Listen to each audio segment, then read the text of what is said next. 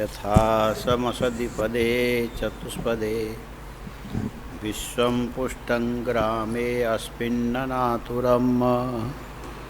ॐ शान्तिः शान्तिः शान्तिः।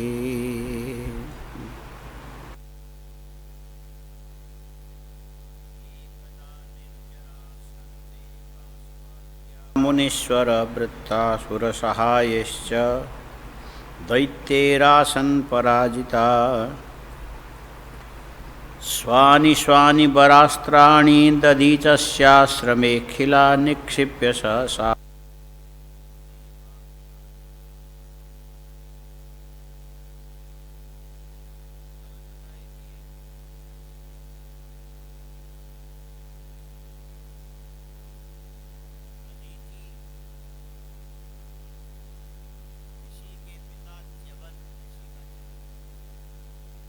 च्यवन सुकन्या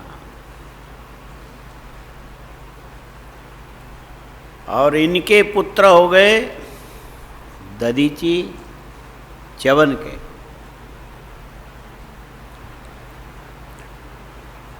दधीची के बारे में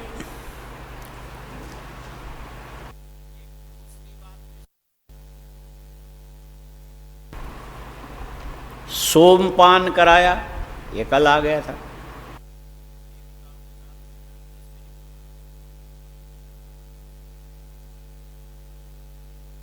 अश्विनी कुमार के मन में एक बात आ गई कि हम देवता तो बन गए, लेकिन उनसे भी बड़े देवताओं से तो और बड़े बने। वो कैसे बनेंगे? उपनिषदों में एक वाक्य आता है, विद्या देवलोकः। विद्या से देवलोक के ऊपर विजय प्राप्त किया जा सकता है।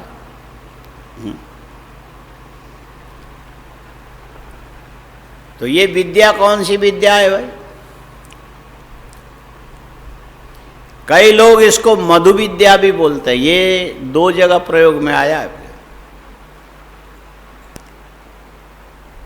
ये विद्या इस प्रकार की है कि जिसको जान लिए जाने के बाद देवलोक में देवता से भी श्रेष्ठतम व्यक्ति हो जाता है। ये विद्या उस समय केवल दधीची के पास थी और किसी के पास नहीं। अश्विनी कुमार वहीं चले गए, हम देवता से भी श्रेष्ठ हो जाए। श्रेष्ठ बनने की इच्छा रखना कोई खराब तो नहीं है, लेकिन ये विषय है थोड़ा महत्वाकांक्षा की होने से कहीं कहीं पर खराबी भी हो जाती है। ये चले गए, दधीची से जाके नतमस्तक होके बैठ गए विनम्र भाव से। दधीची ने कहा कि अश्विनी कुमारों, किसके लिए तुम लोग आए हो? बोले हमें एक विद्या चाहिए जो आपके पास है, जो देवता से हमको श्रेष्ठ बना देती। दधीची ने कहा फिर रहो, हमारे आश्रम में रहो। ब्रह्मचर्य पालन पूर्वक इस आश्रम में रहोगे तो जिस दिन मेरे मन में इच्छा होगी उस दिन मैं तुमको विद्या दे दूंगा। अश्विनी कुमार रहने लगे। आश्रम में रहने वाले ब्रह्मचारियों को सबसे बड़ा कर्तव्य है अग्नि की सेवा करना। क्या करना चाहिए? अग्नि की सेवा करो। तुम लोग करते हो अग्नि की सेवा? हाँ? नहीं करते हो? एक जगह पूछा अग्नि की सेवा करते हो तो बोले नहीं, हम अग्नि का सेवन करते हैं। सेवन में सेवा में थोड़ा फर्क है। यानी अग्नि से पकाए हुए समोसे वगैरह हम खा लेते हैं। ऋषियों के आश्रम में विद्या अध्ययन करने वाले अग्नि की सेवा करते हैं। क्या करते हैं? अग्नि की सेवा करो। भूतों में शुद्धतम यदि कोई चीज है तो अग्नि है। हाँ, भूतों में, भूत माने पंच महाभूत, पृथ्वी, जल, तेज, वायु, आकाश में। तेज माने अग्नि। पृथ्वी में अशुद्धि क्या चीज है? ये फूल दिख रहे हैं ना, ये कितने दिन रहेंगे? शाम तक सूख जाएगा। इकट्ठा करके रखोगे तो सड़ जाएगा, और पड़े रहने दोगे तो उसके अंदर कीड़े पड़ जाएंगे। ये पृथ्वी की अशुद्धि है। ये क्या है? वैसे देखो तो धातु में सोना और चांदी सर्वोत्कृष्ट माना गया। सोना तो ठीक है, लेकिन चांदी ऐसी है कि यदि कहीं ऐसा पड़ा रहे तो कुछ दिन के बाद तुम पहचानो कि नहीं कि ये चांदी है, काली पड़ जाएगी। जब मांजोगे, धोगे, रगड़ोगे तब चमकेगा, फिर ऐसे पड़े रहने दोगे फिर काली हो जाएगी। ये पार्थिव होने से उसके अंदर का दोष है कि इतनी चमकदार चांदी पड़े पड़े काली हो जाती है। ये पृथ्वी का दोष है। कितनी अच्छी अच्छी लकड़ियां पानी में, जमीन में ऐसी पड़ी रहे तो दीमक खा जाता है, खराब हो जाता है, फूल जाता है। ये पृथ्वी का दोष है। और जल का दोष यह है कि जल पृथ्वी के साथ संबंध में आने से उसमें भी मालिन्य आता है। मालिन्य माने मलिनता। मिट्टी घुल जाएगा, पत्ते सड़ जाएंगे, फिर अंदर कीड़े पैदा हो जाएंगे। ठीक है, थोड़े मछली वगैरह कीड़ों को खा लेते हो, बात अलग है, शैवाल हो जाएगा। फिर वो पानी धीरे धीरे खराब होकर के छूने लायक नहीं रह जाती। ये क्या? ये जल का दूषण है। ये क्या है? और कई जगह ऐसे वातावरण जब खराब होता तो हवा भी दूषित हो जाती है। हवा दूषित नहीं होती। नाले के किनारे से चलो तो दुर्गंध आता है। और आकाश के अंदर भी धूल उड़ने से, मिट्टी उड़ने से, बादल आने से, दुर्दिन आने से आकाश में भी खराबी मानी जाती। तभी तो कहते हैं आजकल बाहर मत निकलो, ये रोगाणु आकाश के अंदर फैल रहे। तो आकाश में भी ये दोष है। लेकिन अग्नि ऐसी चीज है कि किसी भी हालत में कभी मलिन होता नहीं है। अग्नि कभी मलिन नहीं होता। चाहे उसमें तुम लकड़ी डाल दो, चाहे उसमें तुम घी डालो, चाहे उसमें तुम कोई कहोगे कि अग्नि में यदि पानी डाल दें तो अग्नि मलिन नहीं होगा, पानी से बुझ जाएगा। बुझना अलग है, मलिन होना अलग है। मलिन माने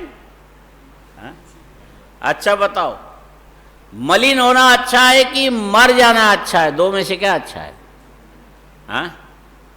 मलिन होना अच्छा है कि मरना अच्छा है? मलिन होना अच्छा है। इसीलिए आदमी मलिन का मतलब क्या है? मलेषु लीनम चित्तम यस्येति मलिन, ये उसका अर्थ होता है। मलम नाम विकार, ऐसा लिखो। मल शब्द का अर्थ होता है विकार। कुत्सितो विकार मलम इति उच्यते, ऐसा लिखो। कुत्सितो विकार। जैसे विकार, कार्य को विकार बोलते हैं, कार्य को विकार बोलते हैं। घट, मिट्टी क्या है? प्रकृति है। घड़ा क्या है? उस मिट्टी का विकार है। कार्य को क्या बोलते हैं? विकार बोलते हैं। और घड़ा मिट्टी के विकार होने पर भी घड़े की निंदा नहीं होती, काम में आता है वो। गीली मिट्टी से बनती है, धूप में सुखाया जाता है। वैसे पकने से पहले वो घड़ा अशुद्ध होता है, भले सूखा हो, पानी टिक जाए, उसका पानी पीना नहीं चाहिए, निषेध है। जब अग्नि के अंदर पकाते तो उसके अंदर जितने भी दोष युक्त जीवाणु होते अग्नि जला के उसको समाप्त कर देता, रंग बदल देता, लाल हो जाता है। बाद में घड़े को पानी भरो, ठंडा पानी पियो, मना नहीं है। तो मिट्टी के विकार ये घड़ा है, विकार होने पर भी कुत्सित विकार नहीं है, तुम्हारे काम में आता है, इसकी निंदा नहीं होती। मिट्टी के घड़े को तो कलश बोलते हैं। क्या बोलते? मिट्टी के घड़े को कलश बोलते। और देखो पूजा में काम में आता है, क्या लिखा है? कला कला ही देवानाम दानवानाम, माने जल भर के अन्य अन्य ये सारे अनेक प्रकार के द्रव्य आदि रख के सुसंस्कृत कर दिए जाने के बाद उस कलश के अंदर देवताओं का अंश है, दानवों का अंश है। सबको थोड़ा थोड़ा थोड़ा लेकर के पवित्र कलश, ये है विकार जरूर है, लेकिन विकार होने पर भी ये कुत्सित विकार नहीं है। ये कैसा है? कुत्सित विकार नहीं। जैसे संतान बोलते हैं, क्या बोलते हैं? संतान। और मनुष्य का जो संतान है ऐसे देखो तो ये भी विकार ही है। ये क्या है? लेकिन विकार होने पर भी कुत्सित विकार नहीं है, उसकी रक्षा की जाती है, भरण किया जाता है, पोषण किया जाता है। यह आगे चल करके व्यक्ति बनेगा, इसलिए विकार होने पर भी कुत्सित विकार नहीं है। और शरीर के अंदर से जो मलमूत्र निश्रित होता है, ये क्या है? ये है विकार। लेकिन पुत्र के समान प्रशंसनीय विकार नहीं है। ये कैसा है? ये कुत्सित विकार है। कैसा है? इसीलिए इसको मल बोलते हैं। क्या बोलते हैं? मल। और ऐसे कुत्सित विकार में जो लीन होवे उसको बोलते हैं मलिन। जिसका चित्त कुत्सित विकार में जाकर के लीन हो गया उसको बोलते हैं मलिनम। मलिन शब्द का अर्थ समझ में आया? कुत्सित विकार में जिसका मन जाकर के लीन हो जाए उसको क्या बोलते हैं? उसको मलिन बोलते हैं। अच्छा, और ये विकार में लीन कौन होता है? तो बोले ये मनुष्य का शरीर लीन नहीं होता, उसका मन लीन होता है। और मनुष्य को यदि कोई मलिन बोले तो इस अर्थ में बोलते ये मल में जाकर के लीन हो गया। किसमें? मल में लीन हो गया। अच्छा, ये मन जाके मल में कैसे लीन होता? मन अमूर्त पदार्थ मानते। मूर्तत्व, मन में मूर्तत्व नहीं है, अमूर्त ही मानते अधिकांश। कुछ लोगों ने मूर्त माना है, लेकिन है। और साथ में मन को जो है ना भूतत्व, भूत भी मानते हैं मन को। मन को ऐसे देखो तो 9 द्रव्य में एक मन को स्वीकार किया। कितने? पृथ्वी, जल, तेज, वायु, आकाश, काल, दिशा, आत्मा और मन। ये 9 द्रव्यों में मन अंतिम द्रव्य है ना। अच्छा, अब ये मूर्त है कि अमूर्त, इसमें विवाद है थोड़ा।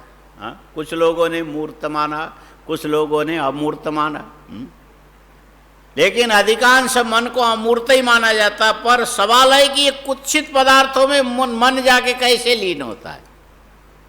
अब एक कल्पना करो, एक कल्पना ये करो, तुम्हारे पिताजी बड़े पैसे वाले हैं, न होने पर भी मान लो क्या अर्ज है, आदमी झूठ भी तो बोल देता मेरे पिताजी के पास बहुत पैसे हैं। तो फिर दूसरे छोटे मोटे आदमी, तू तो पैसे वाले का बेटा है। लेकिन कोई कह देगा फिर यहाँ क्यों मर रहा है? यदि पैसे वाले का है तो यहाँ क्यों मर रहा है? बस ये बताने के लिए ऐसी बातें होती है। और किसी किसी का होता भी, बोले पिताजी बड़े पैसे वाले, लेकिन बहुत कंजूस भी हैं, अनुशासित भी रहते हैं। बच्चों को कभी धन देना नहीं चाहिए। बच्चों को कभी धन नहीं देना चाहिए, बिगड़ जाएंगे। और मेरे पास संपत्ति है, कभी भी अच्छे माता पिता अपने बच्चों को बताएंगे नहीं। यदि बता देंगे तो ये पुरुषार्थ शून्य हो जाएंगे, कुछ नहीं करेंगे। अरे बाप के पास बहुत पड़ा है, खाएंगे मस्त रहेंगे, हमको क्या जरूरत है मेहनत करने, है ना। अच्छे योग्य व्यक्ति का ये लक्षण है कि अपने संतान को अपनी संपत्ति के बारे में भनक तक नहीं लगने देते कि मेरे पास ये है। हा? अच्छा, अब किसी को भनक पड़ गया कि है इनके पास, लेकिन हैं बड़े कंजूस, देते कुछ नहीं है। अब वो क्या सोचेगा? इतना मेहनत करता हूँ, इतना दौड़ा दौड़ी करता हूँ, कमाई तो हो नहीं रही, और पिताजी के पास है बहुत, लेकिन जब तक जिंदे रहेंगे तब तक देंगे नहीं। और यदि धन की आवश्यकता पूर्ति करनी हो तो कैसे करना होगा? ये पिताजी ऊपर चले जाए तो फिर अंत में तो मिल ही जाएगा ना। फिर क्या करेगा? बोले सुबह उठ करके 4 बजे उठेगा, हाँ, और 4 बजे उठ के नहा करके बैठ जाएगा। ऐसे कामों के लिए कहते दक्षिण की ओर मुंह करके बैठना चाहिए, पर ऐसा करना मत। और लेके बैठ के धूप जला के कहने, हाँ अब बोलो ये क्या बात है? माने पिताजी के मरे बिना उनकी संपत्ति हमको मिलेगी नहीं, इसीलिए इनके जिंदे रहने से क्या बहुत को हो गया, इनके संतान भी हो गए, कमाई भी कर लिया, अब तो ऊपर ही जाए तो ठीक है। और ये धूप जला के, हे भैरव जी, काली माता, ऊपर भेजने के लिए ये सब चीज़ें काम की होती। भैरव, भैरवी, काली और भी कई हैं ऐसे, वो सबसे तुमको क्या लेना देना ना। अच्छा, अब वो जो धूप जला के भक्ति करते हो, किसके लिए करते हो? पिताजी चले जाएं इसके लिए करते हो ना। ये मर जाएंगे, हम इनकी जो जमीन है एक टुकड़े बेच देंगे, इतना पैसा आएगा, ये करेंगे तो ये हो जाएगा। और घर के नीचे कितना इन्होंने दबा रखा, इनके रहते तो मिलने वाला नहीं, मर जाएंगे तो हम खोद के पहले निकाल लेंगे, हाँ, सोना मिलेगा, चांदी मिलेगी। अच्छा, ये जो मन के जो भावना, ये अच्छा भाव है कि खराब भाव है? बोलो खराब है। इसको विकार बोलते हैं, इसी को मालिन्य बोलते हैं। क्या बोलते हैं? धन को लेकर के पिता के जीवन को संशय में डालने के लिए तुम जो अनेक प्रकार के उपाय करने के लिए चलते हो, ऐसे आदमी को क्या बोलना चाहिए? ये माने मलिन सत्व में उसका चित्त लीन हुआ होने के कारण ऐसे आदमी को मलिन बोलते हैं। क्या बोलते हैं? अच्छा बताओ, ये मालिन्य कहाँ से आता है? आएगा मन में ही, हाँ? मन जाके किसी विषय में रचपच नहीं होता, विषय आकर के मन में रचपच होते हैं, हाँ? मन निकल के, लोग जो बोलते हैं ना, मन कहीं कहीं दौड़ता, कहीं नहीं दौड़ता है। क्या बोलते हो? मेरा मन अपने बस पे नहीं है, निकल के चला जाता। कहाँ गया तुम्हारा मन? हाँ? तुम्हारा मन कहाँ गया? हाँ? तुम्हारा मन कहाँ गया? यहीं है, ठीक है, कोई बात नहीं है, तो कोई हर्जा नहीं। और यदि कहीं चला भी जाए ना तो हमको पता लग जाता है, हाँ? जब तुम यहाँ बैठोगे, तुम्हारा मन कहाँ गया, कभी जरूरत पड़ने पर हम बता सकते कि तुम अभी ये काम कर रहे, तुम्हारे मन में ये बात थी, हम बता सकते हैं। ऐसे जिन महात्मा के साथ में रहा हो ना, ये बात उनके अंदर भी थी। और जाके दरवाज़ा खटखटा के, उठा के, बुला के, ले जाके बैठा के फिर पढ़ा, तुमको पढ़ना अभी 1 घंटे तक यहाँ बैठो। तो ये अच्छा है कि बुरा है? हाँ, पढ़ाना तो अच्छा है। और यदि मन न लगे तो क्या करोगे? हाँ? बाबा जी सामने पुस्तक लेके बैठे, आज यहाँ से लेके यहाँ तक तुमको ये बात समझनी है, ठीक है? जिस समय हमारी इच्छा न हो कोई समझाने लग जाए, फिर जैसे तुम लोग करते हो, उस समय हम भी देखने लगे। बाबा जी सामने बैठे, हम इधर बैठे, उधर खिड़की से आगे ऊपर दूसरे मकान का छत दिखाई देता है, और छत के अंदर एक लड़का बनारस में पतंग उड़ा रहा है। हम उसके पतंग को देख रहे हैं, और बाबा जी इधर। तो उन्होंने पुस्तक बंद कर दी, बंद करके चुप हो गए। फिर हमने कहा क्या बात है, आप बता नहीं रहे? तू यहाँ होता तब नहीं मैं बताता, तू तो यहाँ है ही नहीं। कहाँ गए? यहीं तो बैठा हूँ, तू यहाँ नहीं था। क्या बात कर रहे? मैं भूत थोड़ी हूँ, अभी कहीं से आ गया, कहीं गया भी तो अभी कैसे आ सकता? तू खुद बोल, तेरा मन यहाँ था कि कहीं और जगह था? हमने कहा आप ये चीज बता रहे थे, मैं आपको बता देता हूँ अनुवाद करके, आप ये बोलने जा रहे थे, इतने बोल चुके, इतना बाकी है। यदि कहीं गया होता तो ये बात कैसे होती? बोले झूठ मत बोल, तुमने जितना पानी नहीं पिया उससे ज़्यादा तो हम दूध पी चुके हैं। हाँ, क्या बोलते? उनके 70 साल की उम्र थी, हम तो तब 22 साल के थे। हाँ, बोले तुमने जितना पानी नहीं पिया उतना हम दूध पी चुके हैं, और तुम अपने प्रतिभा के बल से ये बोलो कि ये कान से सुन लिया, सुन करके अनुवाद करके, लेकिन तुम्हारा मन यहां नहीं था, इसीलिए मैंने पुस्तक बंद कर दी। हमको पता लग जाता है। ये बहुत बार ऐसा होता है, किसी को पता लगता है, किसी को नहीं लगता। जब लगे तो फिर पुस्तक बंद कर देते हैं। एक बार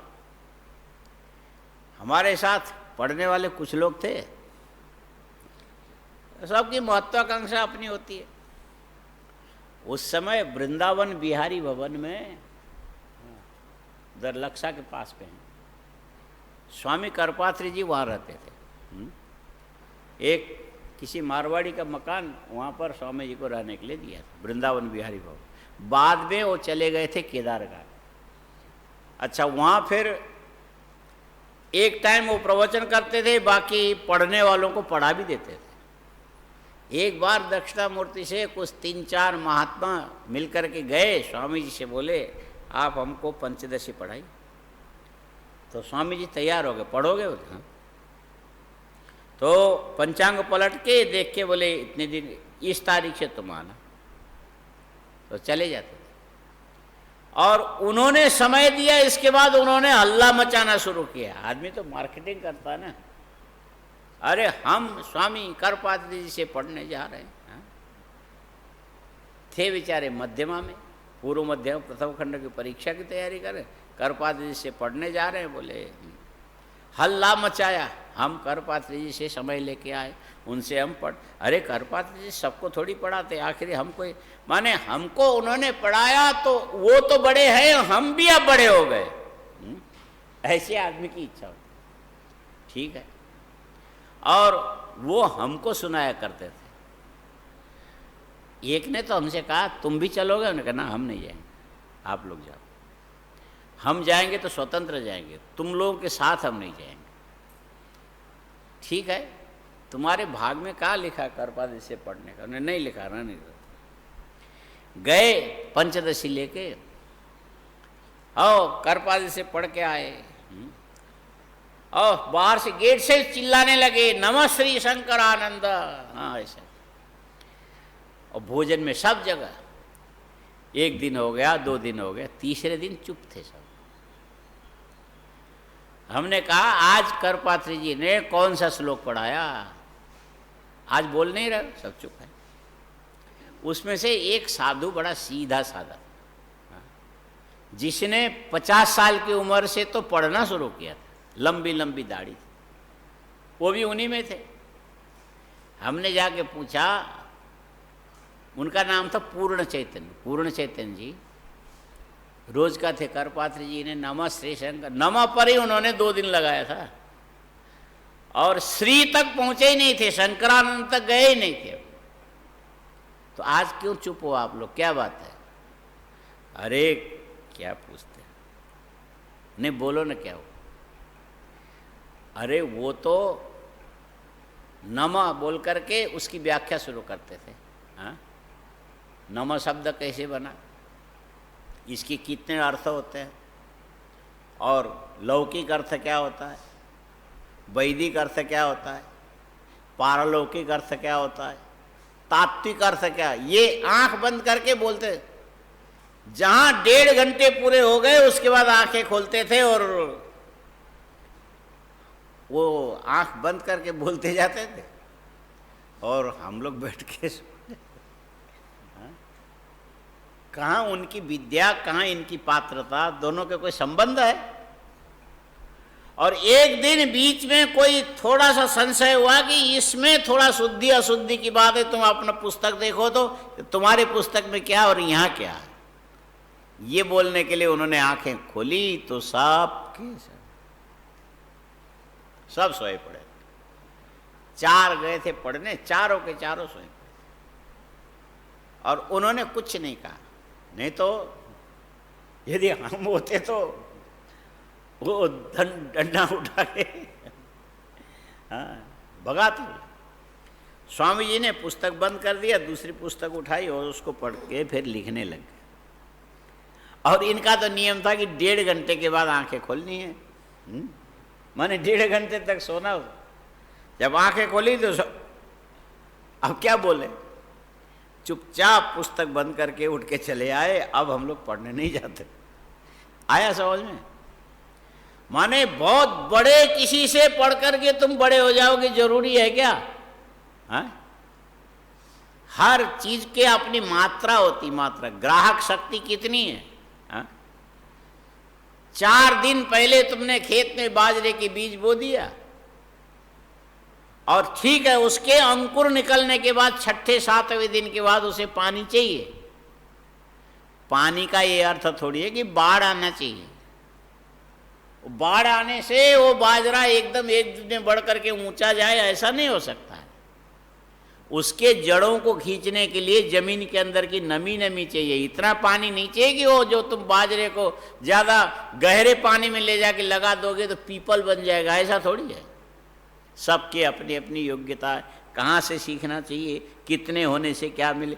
अब वही बोलते हैं ना, बिच्छू का मंत्र जाने नहीं, सांप के बिल में हाथ डाले। तो स्वामी जी बेचारे, हमने कहा चलो कोई बात नहीं, तुमसे पढ़ा नहीं गया। शाम को प्रवचन करते थे, हाँ? शाम को प्रवचन, तो उसमें तो चलो हम लोग वहाँ जाते। अब नहीं, उन्होंने देख लिया, क्या मुंह दिखाएंगे। आया समझ में? अच्छा, ये स्वामी जी अपनी विद्या के कुछ अंश हमको दे रहे हैं, हम ग्रहण करने वाले, ये तो अपने आप में ठीक है, खराब नहीं है। लेकिन मन का मल किधर है? बोले हम इतने बड़े विद्वान के हम, अरे वो पढ़ाने वाले विद्वान हो गए, इतने से तुम भी हो जाओगे, तुम्हारी योग्यता अलग नहीं है। लेकिन आदमी बाजार में बिकने के लिए क्या क्या लिपापोती ऊपर से करता, कोई हिसाब नहीं है। तो ये भाव कैसा है? ये धर्मशास्त्र नहीं है, ये अध्यात्म शास्त्र नहीं है। ये क्या है? इसको बोलते हैं अर्थशास्त्र। इसको क्या बोलते हैं? अर्थशास्त्र। और शास्त्रकार ये मानते कि अर्थशास्त्र कभी भी अनिंदित नहीं होता, ये निंदा का ही पात्र होता है। इसके बिना भले काम न चले, लेकिन अर्थशास्त्र प्रशंसा का पात्र नहीं होता। और ये अर्थशास्त्र में देखना पड़ता, अर्थ माने प्रयोजन, वो अपने लिए दुनिया की चीजें लाना है, फिर लाना। ये क्या? ये मालिन्य मिश्रित विद्या, ये क्या है? और मन तुम्हारा निकल के कहीं भी मल में नहीं जाता, मल आकर के तुम्हारे मन में मिल जाते हैं। हाँ, मल आके बाहर की जो कुत्सित चीजें चिंतन करोगे तो तुम्हारे मन के अंदर आके मिल जाएगा। इसीलिए ये आदमी कैसा है, मलिन है। ये अर्थशास्त्र में कौन जाएगा? जो लोभी होगा वही जाएगा। और एकदम सही ढंग से अध्ययन करता होगा अर्थशास्त्र में तो भी ठीक है, धनवान तो बन जाएगा। लेकिन उसमें भी और गलत ढंग के मालिन्यता होगी तो वो भी नहीं बन पाएगा, पैसा भी नहीं कमा पाएगा। आया समझ? और सरल तरीके से मेहनत करना ना पड़े और संपत्ति ज्यादा आ जाए, ये भाव मन में यदि आने लग जाए तो ये क्या है? ये कुत्सित विचार है कि पूजित विचार है। 2 प्रकार का विचार होता है, एक पूजित विचार बोलते हैं, दूसरा कुत्सित विचार, निंदित विचार। माने हमको परिश्रम कम करना पड़े लेकिन मिले ज्यादा। हाँ, परिश्रम कम करना पड़े मिले ज्यादा, ये कैसा विचार है? अच्छा है, बुरा है? हाँ? और अर्थशास्त्र में ऐसे कुत्सित विचार में तुम जरूर जाओगे। इसका लोभ यदि मन में आया, इसके बाद तुम्हारा मन प्रशंसनीय विषय में रमे, कोई जरूरी नहीं है। आया समझ? अच्छा, ये संसार की सारी चीजें इस प्रकार से कुत्सितपना को लेकर के रहती है, लेकिन अग्नि में जा करके देखोगे तो अग्नि सदा पवित्र है। अग्नि कैसा है? इसमें बाहर के मल जा करके कभी लेपायमान नहीं होता। तुम्हारे मन में, हृदय के अंदर मन छिपा पड़ा है और गलत विषय को लेकर के मन में मालिन्य आ सकता है, अग्नि में मालिन्य नहीं। इसीलिए कहते हैं ये साक्षात देवता है। अग्नि क्या है? साक्षात देवता है। प्रत्यक्ष देव है अग्नि। हाँ, तुम देवता के दर्शन करने के लिए पता नहीं कहाँ जाओगे, लेकिन अग्नि साक्षात देवता है।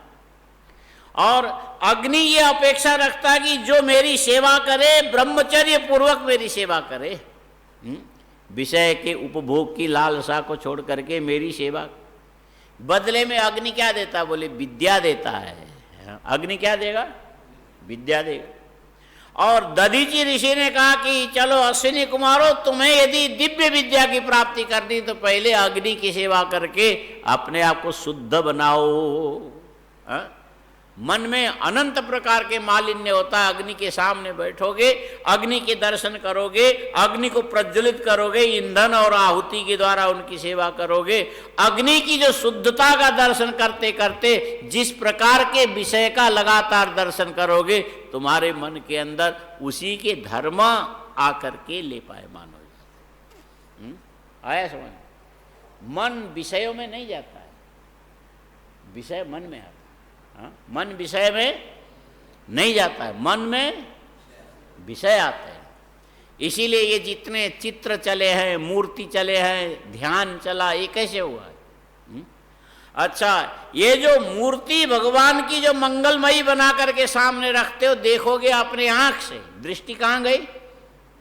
मूर्ति में चली गई। और लगातार एक टक निगाह से मूर्ति को देखते रहोगे, देखते रहोगे, देखते रहोगे, और किसी मंत्र के द्वारा उसको संबोधित करते रहोगे। और ये जो मन की वृत्ति यदि लगातार चली तो देखते देखते देखते देखते एक समय ऐसा आएगा, तुम आंख बंद करके फिर उस मूर्ति का ध्यान करके मंत्र का उच्चारण करोगे। आंख बंद करने पर भी लगातार देख करके तुमने यदि अभ्यास किया हुआ होगा तो ये फिर वो मूर्ति तुमको आंख बंद करने पर भी दिखाई देगी। जैसे श्लोक याद करते हो ना, श्लोक एक बार देखोगे, मुंह से बोलोगे, फिर देखोगे, फिर बोलोगे, फिर देखोगे, फिर बोलोगे, लगातार बोलते चले जाओगे तो ज्यादा देर नहीं, खाली 51 बार, कितना? 51 बार लगातार स्पष्ट उच्चारण करके अर्थ ज्ञान पूर्वक यदि तुम उच्चारण करोगे, वो तुमको याद हो जाएगा। हाँ? आया समझ? कई लोग याद करने में बहुत जल्दी, किसी की प्रतिभा होती, फट से याद करते हैं, और कोई किसी को बहुत समय लगता है। सबकी बुद्धि अलग अलग प्रकार की है। हाँ? और हम लोग जब बनारस में थे तो होता है, बच्चों में स्पर्धा होती है, बोले कि हम एक श्लोक को 50 बार बोल करके कंठस्थ करके सुना देंगे, उस पर हमको मुश्किल से 10, 12, 15 मिनट लगेंगे। मैंने कहा ठीक है, यही है ना? बोले ये कम है क्या? बोले हाँ कम नहीं है, बहुत ज़्यादा है। फिर तुम ढीले ढीले क्यों बोलते हो? नहीं ज़्यादा है। मैंने कहा कस के बोला, अब ठीक है। नहीं तुम अंदर से नहीं बोलते हो। मैंने कहा अंदर से नहीं बोलते तो कहाँ से बोल रहे? बाहर से बोल रहे, आवाज़ तो बाहर ही निकलेगी। बोले तुम खुश हो के नहीं बोल रहे हो। खुश, मैं बड़ा खुश हूँ, चिंता मत करो। तुम बोलो, तुम कितनी बार बोल करके याद कर सकते हो? हमने कहा यदि अर्थ सहित तुम सही सही तरीके से बताओगे तो 3 बार में हम तुमको सुना देंगे। कौन ऐसा कर सकता है? 3 बार में कोई सुना सकता है? हा? हमने कहा अभी प्रयोग करके देख लो। तो उसको साहित्य का एक श्लोक याद था। हा? तो एक बार बोला, ये तब की बात है, अब हमसे भी नहीं होगा, उस समय की बात है। बोलने लगा अयम रेवा कुंज। हमने कहा बोलो ये क्या मतलब है? रेवा माने नर्मदा, कुंज माने उसके बाजू में कोई अपने आप बना हुआ बगीचे से जैसी जगह है। अयम रेवा कुंज। आगे क्या हो? कुसुम सरसेवा समुचित, बड़ा रमणीय है। कुसुम सर सेवा समुचित माने रमणीय। ज़्यादा व्याख्या नहीं करेंगे, बच्चे हैं ना इसी। कुसुम सर सेवा समुचित। बोले क्या इसमें विशेषता क्या है?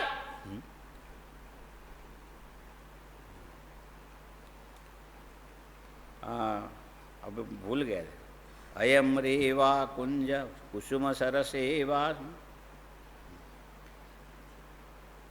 दर बिदल देला परिमला। बोले यहाँ जो हवा चल रही ना, लविंग लविंग एक मसाला होता है, मालूम है? अरे लौंग नहीं बोलते हैं, काली मिर्ची।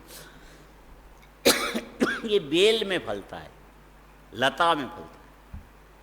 ये जो लौंग है कैसे लता में फलता है, देखा नहीं होगा कभी। गोवा जाओगे तो वहाँ पर बगीचे में घूमते मिलेगा लौंग। काली मिर्ची भी बेल में फलता है और लौंग भी। और जब उसके फूल निकलते तो उसकी एक भी फूल की जो सुगंधी है आसपास के 15-20 मीटर के इलाके को सुगंधित कर देता है। और उसमें भी और साथ में इलायची में भी यही विशेषता है। इलायची में जब ऊपर फूल लगने लग जाए तो आजू बाजू की सारी चीजें सुगंधित होने लगे। यम प्राविड धन्या, आगे बोले ये जो वर्षा ऋतु के बादल गजब की है। नव जलद विन्यास चतुरा पराधीन चेत सखी किमपि कर तुम मृगयते। किसी के श्लोक है साहित्य का अपना। 3 बार उसने बोल के सुनाया, अभी तो मैं भूल गया। 3 बार में अर्थ करके हमने कहा हमसे सुन लो। अरे 3 ही बार में तुमने बता दी। ये सब का अलग अलग अर्थ ज्ञान पूर्वक यदि चिंतन करोगे तो तुम्हारे मन में वो चीज आकर के बैठ जाएगी, है ना। और अर्थ ज्ञान तो है नहीं, रट्टा लगा रहे हैं, रट्टा लगा रहे हैं। क्या करते हैं? हलंत्यम हलंत्यम, क्या है हलंत्यम? एक सूत्र है ना। और किसी किसी की आदत होती है कि बस एक भले 2 सूत्र 2 अक्षर का सूत्र होगा लेकिन आधा आधा करके याद करना। फिर कहेंगे हल अंत्यम हल अंत्यम हल अंत्यम। इससे याद हुआ तो क्या हुआ? कुछ नहीं। अर्थ ज्ञान यदि होगा तो तुम्हें 2-3 बार में ही याद होना चाहिए। फिर भी जैसा भी है मेहनत करते जाओगे, बार जो दिखाई देगा बार बार चिंतन करोगे, मन वो याद हो जाएगा। नहीं होता है, वो याद हो जाता है। पहले ये शांतन जी को भी याद होता था, पहले ये बोलते थे, अभी याद है? पहले श्लोक याद करते थे, अभी है? अब तो पूजा और इनको चंदन देते देते ये चंदन ही हो गया। खाली एलर्जी होना बाकी है, चंदन तो हो गए। पहले याद है मान धाता दिमहीपति, याद है? कृतयुगे लंकार भूतंगता। और क्या? अन्य चापी युधिष्ठिर, ऐसे बोला करते थे। 2-3 बार में याद होता था। और न हो तो देखते जाओ, बोलते जाओ, देखते जाओ, बोलते जाओ, बार बार करते करते करते लगातार ये अभ्यास करते रहोगे तो आंख बंद करने पर भी जिसको तुमने लगातार देखा फिर अंदर दिखाई पड़े। इससे क्या सिद्ध हुआ?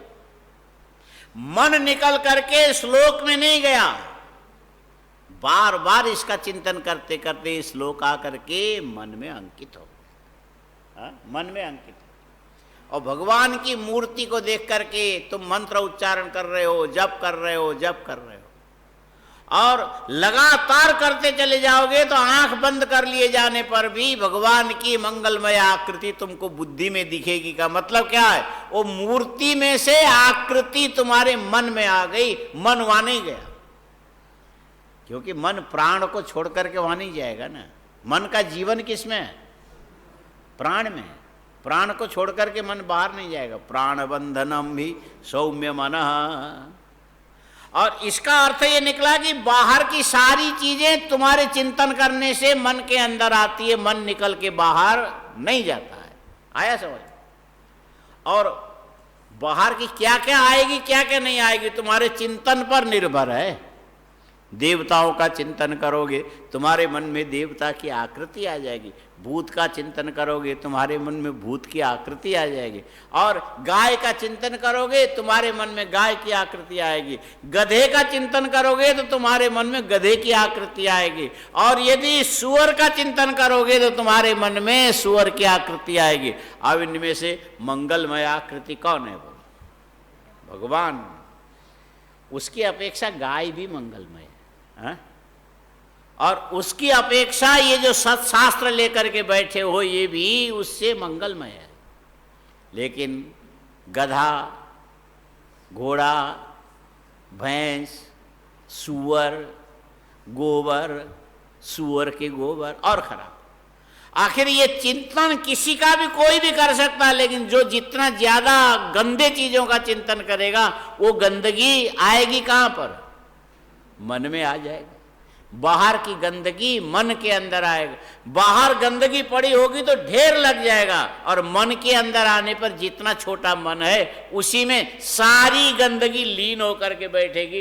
इसीलिए बाहर का मल अंदर आकर के लीन हो गया, इसको बोले मल लीन हो गया मन में। मल चिंतन से होता है और किसी से नहीं। मल लीन हो गया किसमें? मन में। उसको मलिन चित्तवृत्ति वाला बोलते हैं। अच्छा, अब ये जो लोभ के चलते तुम्हारा मन मल में जाता है, गंदगी के अंदर जाता है, हाँ? मेरे पिताजी बीमार हैं, हॉस्पिटल में भर्ती हैं, घर में पैसे बहुत हैं, चाबी उन्होंने दबा के रखा है, जब तक नहीं मरेंगे तब तक मिलेगा नहीं। डॉक्टर से जाके बोलने लगे, डॉक्टर साहब बताओ कितनी आयु उनकी लंबी, बोलेगा अलग ढंग से, लेकिन इच्छा उसकी वही है कि अब जावे तो ठीक है। अच्छा, किसी के जीवन के परिसमाप्ति की कल्पना तुम करने लगोगे, ये अच्छी कल्पना है कि खराब कल्पना है? खराब कल्पना है। इस प्रकार की खराब कल्पना को बोलते मलिन चित्त। क्या बोलना चाहिए? मलिन चित्त। आया समझ में? हाँ? और ये लोभ से, काम से, क्रोध से, तीन प्रकार के मन की वृत्ति के द्वारा तुम्हारे मन में मल आकर के बैठता है, और इसी को चित्त का मालिन्य, मनोमालिन्य बोलते हैं। क्या बोलते हैं? मनोमालिन्य। इधर दधीचि ऋषि ने कहा, अश्विनी कुमारों, मैं जो विद्या तुमको दूंगा वो विद्या का जो पात्र है शुद्ध होना चाहिए। बोले विद्या कहाँ टिकती है? बुद्धि में। बुद्धि कहाँ है? बोले मन का जो अधिकरण है वो बुद्धि है, हाँ? पहले है आत्मा, उसके ऊपर बुद्धि, बुद्धि के ऊपर मन, मन से उपकृत है तुम्हारी इंद्रियां, और इंद्रियों के द्वारा प्रकाशित होते हैं बाहर के विषय। इसीलिए सारे ज्ञान विज्ञान का जो पात्रता किसके अंदर होनी चाहिए? बुद्धि में होनी चाहिए। और मन यदि मलिन होगा तो तुम्हारी बुद्धि भी मलिन हो जाएगी। बुद्धि में आग्रह नहीं रहता है। मन जिन जिन चीजों पर अपना आग्रह रखेगा बुद्धि तदनुरूप हो जाएगी, हाँ? ये बुद्धि कैसी है? ये माँ की जैसी है। बुद्धि कैसी है? माँ। माँ को भी बुद्धि नहीं होती, माँ को भी बुद्धि नहीं होती। बेटा यदि खराब काम करे तो माँ कहेगा नहीं खराब हो, चाहे मेरा बेटा अच्छा है, ये जरा सी खराब हुई तो क्या हो, लेकिन और चीज तो इसमें अच्छा।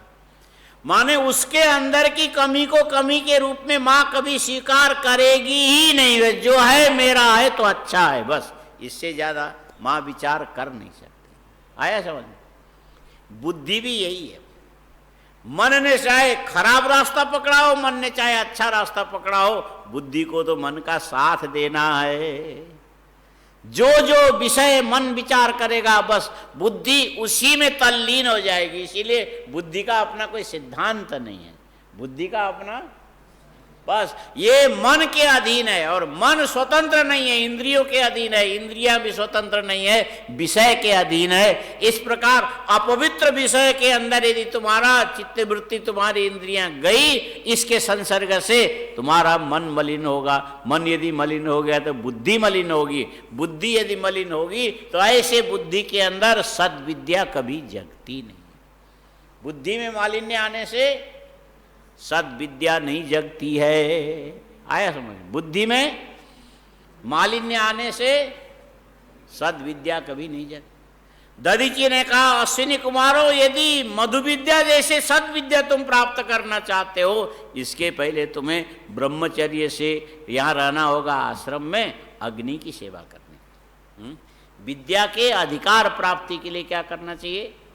बोले ब्रह्मचर्य का पालन करो और अग्नि का सेवन करो। अग्नि शुद्ध है और उसके सेवा करते करते तदाकार आकारित वृत्ति बनने से तुम्हारे मन में अग्नि का प्रकाश आने लगेगा, पवित्रता आने लगेगी। मन में ये बात यदि आ गई तो बुद्धि भी विद्या को ग्रहण करने योग्य तदनुरूप बनेगी। तब मैं विद्या का उपदेश दूंगा। लेकिन एक बात याद रखना, इस सेवा के अंदर मन के अंदर वासना नहीं होनी चाहिए। ब्रह्मचर्य का यही मतलब है। हाँ, ब्रह्मचर्य का सेवा तो तुम सबकी करते हो। सेवा तुम लोग करते हो कि नहीं करते? अभी तो क्या करोगे? घर में जाओगे तो कुछ तो करोगे, घर में जाओगे कुछ काम करोगे कि वैसे मारेंगे वो लोग तो। हाँ, विद्यालय में बोले कि शाम को मोटर चला के पानी से आजू बाजू की सब चीज़ें धो दिया करो। हाँ, मक्खियाँ नहीं होंगी, गंदगी नहीं होगी, साफ रहेगा, ठंडा रहेगा। फिर कहो कौन करता है? और घर में ऐसा कौन करता है, ऐसा बोलोगे तो मारेंगे वो लोग। तो आलसी बन के आया, हाँ? काम नहीं करेगा तो कैसे चले?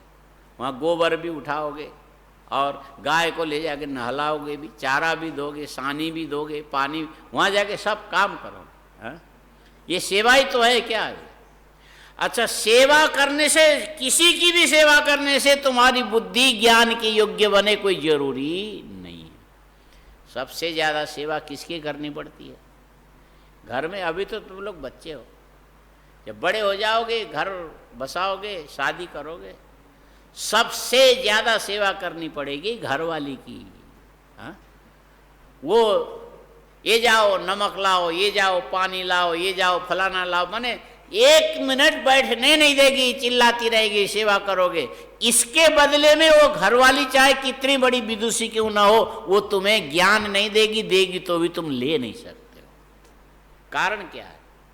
वो सारी सेवा वासना मूलक है। वो सेवा कैसी है? वासना मूलक है। मंदिर में भगवान की सेवा और घर में परिवार की सेवा में ये अंतर है कि मंदिर में भगवान की सेवा वासना मूलक नहीं है। आया समझ? मंदिर में भगवान की सेवा कैसी है?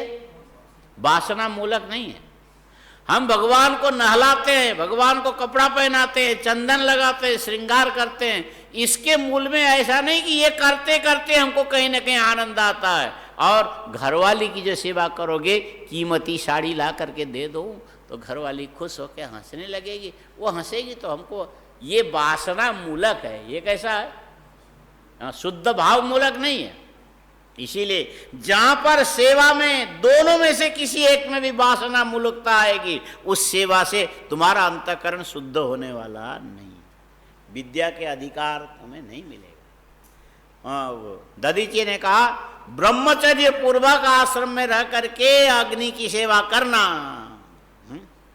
तो अग्नि की सेवा कोई इस भाव से करते हो जैसे पत्नी की सेवा, पति की सेवा। वहां पर सेवा के साथ साथ तत्संसर्ग से होने वाले मन के अंदर के थोड़ा वैषयिक जो स्पंद है, इसी स्पंद को आदमी सुख मान करके उसके लालच में सेवा कर रहा है। ये इससे चित्त शुद्ध नहीं होता है, इससे चित्त में मालिन्य आता है। क्या होता है? चित्त में मालिन्य आता है। हाँ, तुम किसी सेठ की सेवा करोगे, तुम विद्या के योग्य नहीं बनोगे। हाँ? और मंदिर में भगवान की सेवा करोगे तो वहां पर वासना का मात्रा न होने के कारण वो सेवा तुम्हारे लिए मंगलमय है, तुम्हारे चित्त को शुद्ध करने वाला। और श्री कुमारों से कह दिया दधीची ने, यह अग्नि की सेवा करो। अग्नि की सेवा करने वाला कभी ये विचार नहीं करता कि हम अग्नि के साथ ऐसे शारीरिक संबंध के द्वारा मन के स्पंदन को उत्पन्न करके क्षणिक सुख के आनंद लेने वाले बने। ये भाव अग्नि में कभी नहीं। इसीलिए ब्रह्मचर्य पूर्वक अग्नि की सेवा करो, तब विद्या के अधिकारी बनो। आया समझ में? और नौकरी से भी नहीं होगा, अन्य काम से भी नहीं होगा। गुरु शुश्रूषया, वहाँ दोनों बातें देखनी पड़ेगी। हाँ, विद्या कैसे आती है? गुरु की सेवा से, शुश्रूषा से आते हैं। लेकिन गुरु को भी ठीक होना चाहिए। हाँ, गुरु को भी, तुम चले गए किसके पास? बोले कसाई के पास चले गए। कहाँ गए तुम? चले गए कहाँ? कसाई के पास, और उसके पांव छू लिया, गुरु जी प्रणाम। बोले कहो पणवा। कसाई क्या बोलेगा? पणवा। पणवा बने पांडे, पणवा बने पांडे। कैसे आए? अरे रोजगार कुछ नहीं है, कोरोना है, सब काम धंधा बंद है, पूछता नहीं कोई, पेट तो भरना। अरे तुम जरा यही जो जानवरों को कैसे मारा जाता है यही सिखा दो। अरे एक ही दिन में हम नहीं सिखाएंगे। हाँ, ऐसे पांव बांधे जाते हैं, ऐसे उसको पत्थर के अंदर वो क्या बोलते छुरी। तो कसाई से ये सीखोगे सेवा करके, महीनों लगा करके। लेकिन इस प्रकार से कसाई की सेवा करने से तुम्हारी बुद्धि ब्रह्म विद्या के योग्य कभी नहीं बनेगी। बनेगी, कारण क्या है? कहोगे कि नहीं हमने तो बड़े श्रद्धा से सेवा किया, मेरी बुद्धि क्यों नहीं शुद्ध हुई? जिसकी तुमने सेवा की वो जो सेव्य है ना, उसमें भी पवित्रता चाहिए। किसमें? सेव्य में भी पवित्रता चाहिए। मंदिर में भगवान की मूर्ति है उनमें, और दुकान में काम करने वाला जो कसाई, उनमें दोनों में फर्क ये है, भगवान की मूर्ति में अपवित्रता का, हिंसा का, स्वार्थ का नाम निशाना नहीं है। वो जो आकृति है ये मंगलमय है, पूरे जगत को मंगल करने वाले परमात्मा की आकृति बनी है। और इस सेवा करते करते करते उसकी आकृति तुम्हारे मन के अंदर यदि बैठ गई तो तुम्हारा मन भी मंगलमय बनेगा। और कसाई की सेवा से तुम्हारा मन ऐसा मंगलमय नहीं बनेगा। आया समझ में? इसीलिए सेवा करने से पहले, शुश्रूषा करने से पहले, किसकी सेवा कर रहे हो, किसकी शुश्रूषा कर रहे हो, उसकी योग्यता जरूर देखना चाहिए। पत्थर में, बोलो पत्थर में, पत्थर को जानते हो? हाँ? एक विद्यार्थी साहब ने पूछा पत्थर को जानते हो? बोले, कहने लगा गुरुजी जानता हूँ पत्थर को। कैसे जानते हो? पत्थर माने मेरा दिल है, बोलता है। क्या बोलता? पत्थर माने, पत्थर माने मेरा दिल। हमने कहा तुमने ठीक से नहीं जाना। हाँ, ये जो तेरा दिल भले पत्थर हो, लेकिन उसको उदाहरण बना करके हम तुम्हें कोई अच्छी बात समझा नहीं सकते। ठीक है, आप क्या कहना चाहते हो? बोले हमने कहा ये पत्थर को जानते हो कि नहीं जानते? बोले जानते। लकड़ी को जानते हो कि नहीं जानते? बोले जानते। अच्छा एक बात बताओ, तेरे घर में मसाला पीसने के लिए पत्थर का वो क्या बोलते, सिल, हाँ? बट्टा तो ऊपर वाले को बोल, जो घुमाते हैं ना, दोनों को मिला के सिल बट्टा। नीचे का सिला, सिला को छोटा करके संक्षेप में सिल बोलते हैं ना। अच्छा, अब उसमें जीरा रखोगे और ऊपर से लोढ़ा को ऐसा लेकर के घुमाते रहोगे। थोड़ा थोड़ा आगे बढ़ाया, थोड़ा आगे बढ़ाया, पानी डाला, फिर आगे बढ़ा। अब वो जो जीरा है ये ऊपर का पत्थर और नीचे के पत्थर के बीच में आकर के पिस पिस के सुगंधी छोड़ने लगेगा। कौन छोड़ेगा? ये जीरा है इसीलिए सुगंधी छोड़ेगा। खाली पत्थर पर पत्थर को रगड़ते चले जाओ, सुगंधी आएगी? पानी डालोगे तो भी नहीं आएगी। अच्छा, यदि उसी पत्थर में तुम लाके नीम की लकड़ी रगड़ने लग जाओगे, उसमें से कुछ निकलेगा कि नहीं?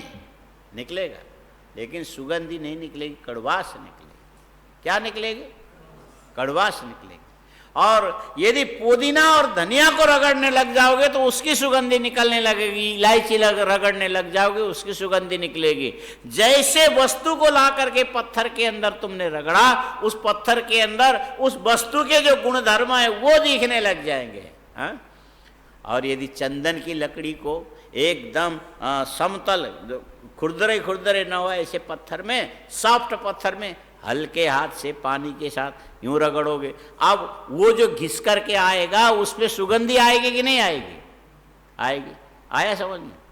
अच्छा, पत्थर में सारी चीजें जैसे जैसे वस्तु को ला करके उसके साथ घिसोगे, उसके अंदर भी कुछ न कुछ गुण धर्म रह जाएंगे। चंदन घिसे हुए पत्थर में से चंदन की सुगंधी आएगी, पुदीना पीसे हुए पत्थर के अंदर से पुदीने की सुगंधी आएगी, धनिया यदि पीसोगे तो उसकी सुगंधी आएगी। माने ये जो पत्थर है, जैसे जैसे पदार्थ को रख करके उसका संसर्ग होगा, उसके गुणधर्म इसमें आते हैं, नहीं आते? ठीक इसी प्रकार बाहर के विषय इलायची, केसर, चंदन, पुदीना, ये सारी सुगंधित पदार्थ है ना, इसके समान ही बाहर के विषय हैं। और इसको इंद्रियों के द्वारा देख करके जो चिंतन करके तुम अपने बुद्धि के अंदर लाते हो, ये बुद्धि तुम्हारे अंदर की शिला है, पत्थर है। और इसमें यदि शिला में सब कुछ पीसा जाता है, आजकल तो सिस्टम खत्म हो गया। पहले कपड़े धोने के लिए धोबी को देते। धोबी क्या करता था, घर में धोओगे साबुन खरीद करके, एक धोती धोने में लगभग 4 रुपया करीब खर्चा हो जाएगा। 4 रुपया करीब कितने? आजकल तो जो सनलाइट साबुन कितने का, 25-30 का आता है, 30 रुपये से कम का नहीं आता। और वही कपड़ा धोबी को दे दो तो 2 रुपये 3 रुपये में धो के ला के दे देगा। आखिर वो सस्ता कैसे होता है? वो थोक में काम करता है। उसका कपड़ा लिया, उसका लिया, ले जाके भिगा दिया। भिगाने के बाद उसमें मुल्तानी मिट्टी, सोडा, और साथ में सोडा भी थोड़ा उसको महंगा पड़ता है। ये जो गधे घाट में ले जाता है ना, कपड़े को ले जाने के लिए जो गधे का प्रयोग, वो गधा जो लीद फेंकता है उसको सुखाने के लिए रख देता है, और बाद में सिलबट्टे में गधे की लीद को पीसता है। बकरी की मींगनी और गधे की जो लीद होता है, इसमें तेजाब होता है, और ये मिट्टी में सोडा में थोड़ा सा मिला करके घोल करके कपड़े को जब उबालने लग जाओगे, उसमें जो चिकनाई से पकड़ के अंदर पड़ा हुआ जितने भी गंदगी होगी, ले जाके पानी में करके पटकोगे, एकदम साफ हो जाएगा। आया समझ में? तो जिस पत्थर में बकरी की मींगनी और गधे की लीद पीसा जाता हो, उस पत्थर को पवित्र मानोगे कि अपवित्र मानोगे? हैं? अपवित्र मानोगे। आया ना समझ में? अच्छा, ठीक इसी प्रकार किसकी तुम सेवा कर रहे हो, इसका तुम्हारे बुद्धि में असर होता है। किसकी तुम सेवा कर रहे हो, उसका असर कहाँ होगा? बुद्धि में होगा। जैसे गधे के लीद पीसने से वो पत्थर पवित्र नहीं माना जाएगा, बकरी की मींगनी पीसने से वो पत्थर पवित्र नहीं माना जाएगा, वैसे कुत्सित कोई व्यक्ति है, उसकी तुमने सेवा की, और सेवा करने से तुम्हारी बुद्धि में पवित्रता नहीं आएगी। आएगी? बोले पवित्रतम कौन है? तो बोले दधीची ने कहा ये अग्नि पवित्र है, हमारे यज्ञशाला में जल रही। यहाँ जो कुछ भी मंत्र उच्चारण करके आहुति दी जाती, मंत्र के द्वारा मंत्र के अर्थ देवता का चिंतन करके तब अग्नि में आहुति दी जाती है, प्रज्वलित होता है। और उस समय ऐसा लगता है कि अग्नि की ज्वाला नहीं है, उस देवता का तेज प्रकट हो रहा है। ये भाव जो बाहर प्रकट होकर के बुद्धि के अंदर आना, ये क्या चीज है? यही तुम्हारे बुद्धि के अधिकार है, ये तुम्हारी बुद्धि के क्षेत्र है, माने इसकी पवित्रता है। और वासना मूलक यदि होगा तो वहां पर ये भाव नहीं आएगा। लोभ से, काम से, क्रोध से। यदि कोई क्रोधी होगा तो डर के मारे उसकी सेवा करोगे, बुद्धि पवित्र होगी? नहीं हो सकती। ये जो श्रद्धा से सेवा करते हो वो बात अलग है। ये मेरे पिता हैं, ये मेरी माता है, इन्होंने मुझे जन्म दिया, इन्होंने मुझे ज्ञान दिया, इनके चरण की सेवा करने से थोड़ी भी इनको यदि आनंद खुशी मिले तो मैं इनके ऋण से उऋण हो। ये श्रद्धा पूर्वक की जाने वाली सेवा, ये कैसा है? और ये जो माता पिता की सेवा करोगे, माता पिता के मन में तुम्हारे प्रति ये भावना कभी नहीं आएगी कि ये मेरी सेवा करे और मैं आनंदित रहूं, ये भाव नहीं आता। इसका कल्याण हो, इसका भला हो, मुझे तो मरना ही मरना, क्या फर्क पड़ता है। लेकिन जो कुछ भी आगे तो ये पवित्रता जिसके अंदर रहेगी, उस सेवा से, सेवा का आस्पद जो सेव्य है वो यदि पवित्र होगा तो तुम्हारा मन भी पवित्र होगा, तुम्हारी क्रियाएं भी पवित्र हो जाएंगी। ये संसार की स्थिति है। इसी से मन मलिन होता है। और गलत व्यक्ति के संसर्ग में, गलत व्यक्ति के साथ जाकर के इस ढंग से सत्संग करो, संग करोगे, उस संग से जो तुम्हारी बुद्धि में गलत वस्तु आकर के उभरने, मन में उभरने लग जाए, बुद्धि तदनुकूल होकर के वो अध्यात्म के योग्य न होकर के अयोग्य कुपात्र बन जाता है। ये क्या बनेगा? कुपात्र बन जाता है। न उस पर ज्ञान स्फुरित होगा, न विज्ञान स्फुरित होगा, न परमार्थ प्रकाशित होगा, न माने स्वार्थ जरूर प्रकाशित होगा, लेकिन परमार्थ वहां कभी प्रकाशित होने वाला नहीं है। इसीलिए यदि तुम्हें सद विद्या चाहिए तो अश्विनी कुमारों अग्नि की सेवा करो, ब्रह्मचर्य पूर्वक करो, भोग बुद्धि से मत करो। भोग बुद्धि से कोई भी काम करोगे तो वहां तुम्हारी बुद्धि में मालिन्य आएगा। मलिन बुद्धि के अंदर कभी भी ब्रह्म विद्या प्रकट होने वाली नहीं है। अग्नि की सेवा करो, हाँ ठीक है। अग्नि शुद्ध होता है। अग्नि जो है ना, सेव्य में से शुद्धतम, उसमें स्वयं में वासना नहीं है। और अपने प्रकाश से, अपनी गर्मी से सेवा करने वाले के अंदर के, मन के अंदर के भी, शरीर के भी अनंत पापों को क्षीण करता है। इसीलिए अग्नि के सन्निधि में जो कुछ भी तुम काम करोगे वो तुम्हें पवित्र करने वाला होता है। इसीलिए अग्नि की सेवा करो, ब्रह्मचर्य का पालन करो, और तब तुम विद्या के योग्य बनोगे, अधिकारी बनोगे। अश्विनी कुमारों ने मान लिया। ये कितने दिन तक करना पड़ेगा? बोले जब तुम्हारी योग्यता पूरी होगी मैं खुद ही बता दूँगा। और अब सेवा करने लगे। जंगल में जाए, सूखी लकड़ी इकट्ठा करे, गट्ठर बांधे, सिर पर उठावे। कहाँ देवलोक के देवता, और लकड़ी उठा उठा के यज्ञशाला में रखने लगे, उसे सजा के। श्रद्धा से करोगे तो काम अच्छा हो जाएगा।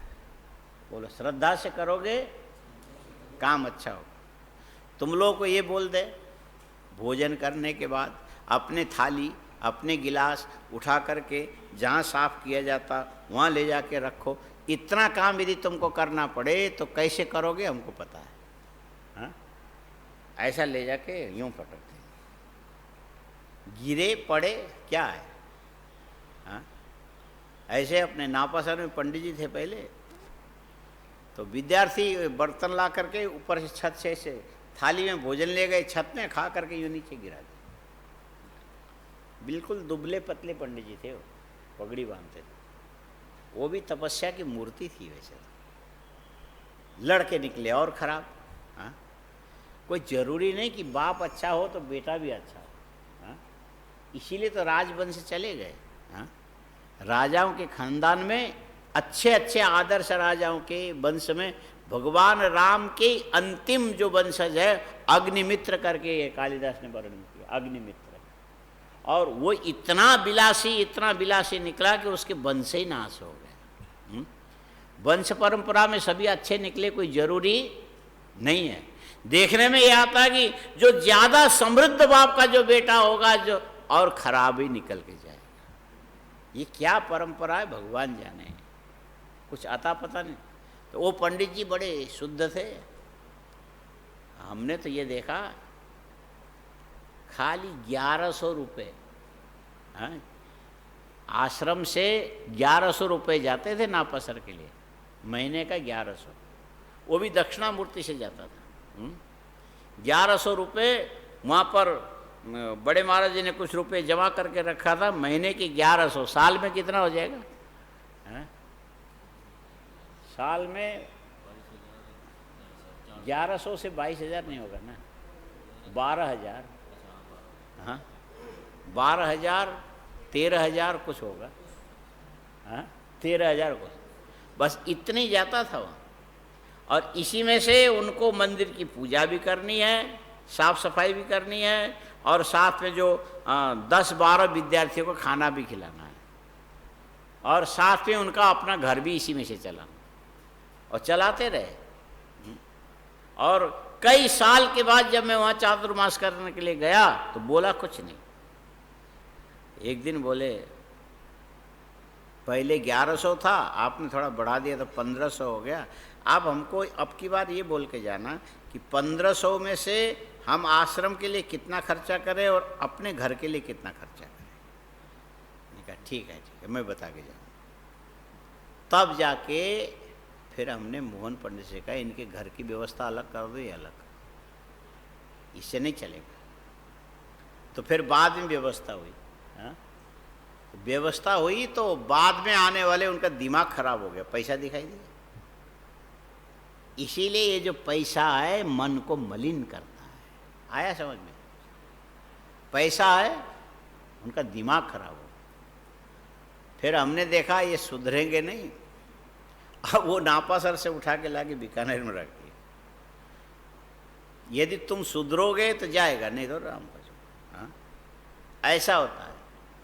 बोलो ये जो द्रव्य इत्यादि साधन है ये मन को शुद्ध करेगा कि अशुद्ध करेगा? अशुद्ध कर। लेकिन अग्नि की सेवा मंत्र के द्वारा, मंत्र के अर्थभूत देवताओं की आराधना, ये तुम्हारी बुद्धि को बिगाड़ नहीं सकता। आया समझ में?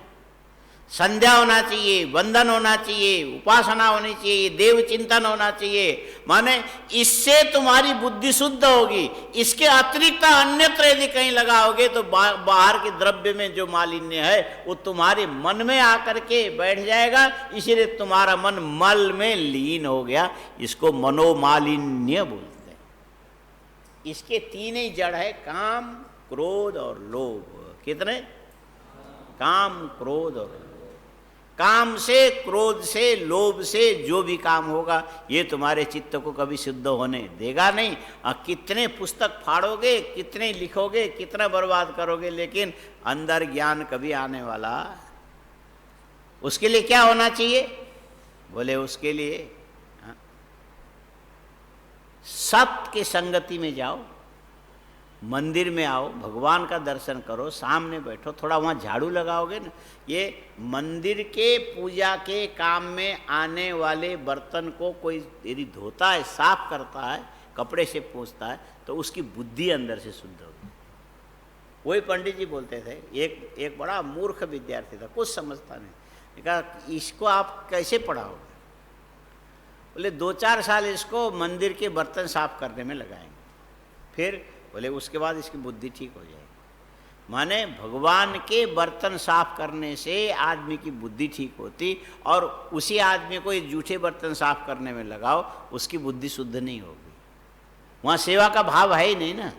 हम महीने भर करेंगे, इतना पैसा मिलेगा, इतने से, तो ये तो लोभ मूलक हो गया ना। लोभ मूलक होने से तुम्हारा मन कभी शुद्ध होगा नहीं। काम, क्रोध और लोभ के निमित्त से यदि तुम कोई काम करने लग जाते हो तो याद रखना उससे तुम्हारी बुद्धि विद्या की अधिकारिणी कभी नहीं बनेगी। इसीलिए विद्या का अधिकार प्राप्त करने के लिए स्वर्गलोक से आए हुए देवताओं को भी, अश्विनी कुमारों को दधीची ने कहा तुम जाओ जंगल से लकड़ी ला करके अग्नि की सेवा करने लगे। करने दो, अभी कल तक इनको सेवा करने दो। फिर दधीची क्या विद्या देते इसको फिर कल देखेंगे। ओम पूर्णमदः पूर्णमिदं पूर्णात् पूर्णमुदच्यते पूर्णस्य पूर्णमादाय पूर्णमेवावशिष्यते। ओम शांति शांति शांति। शंकरं शंकराचार्यं केशवं बादरायणं सूत्रभाष्यकृतौ वन्दे भगवन्तौ पुनः पुनः।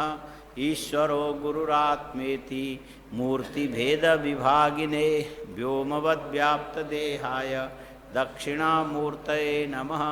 ओम शांति शांति। ओम इदगुं हविः प्रजननं मे अस्तु दशवीरगुं सर्वगणगुं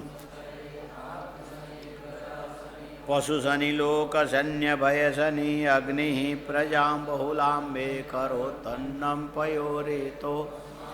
अग्निर्ज्योतिर्ज्योतिरग्निः स्वाहा सूर्यो ज्योतिज्योतिः सूर्यः स्वाहा। अग्निर्वर्चो ज्योतिर्वर्चः सूर्यो वर्चो ज्योतिर्वर्चः स्वाहा ज्योतिः सूर्यः सूर्यो।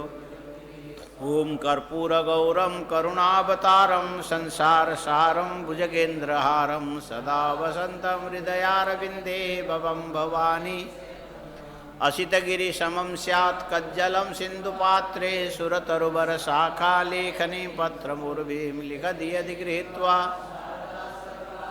तदपि तव गुणानामीश पारं न याति त्वमेव माता त्वमेव विद्या द्रविणं त्वमेव सर्वं मम देव देव त्वमेव सर्वं मम देव। ओम नमः पार्वती पते हर हर।